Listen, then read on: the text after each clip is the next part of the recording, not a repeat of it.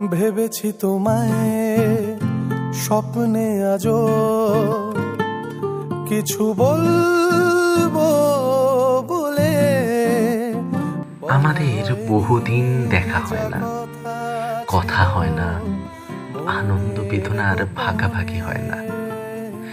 একদিন খুব বেশি হয়েছিল বলে বোধহয় আজ আর একেবারেই কোনো কিছুই হয় না।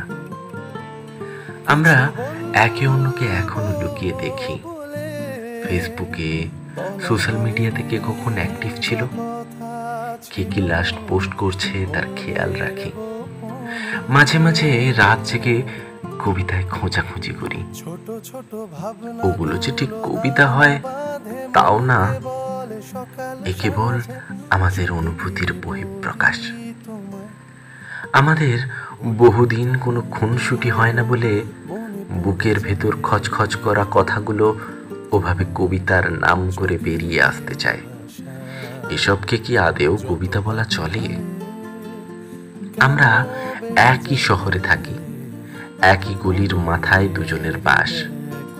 সকালে একই কাকের ডাকে আমাদের ঘুম ভাঙে, একই হকারের চিৎকারে আমাদের পড়াশুনোর ক্ষতি হয়। তবুও মাঝে মাঝে মোড়ের দোকানে কোনোদিন হুটহাট দেখা হয়ে গেলে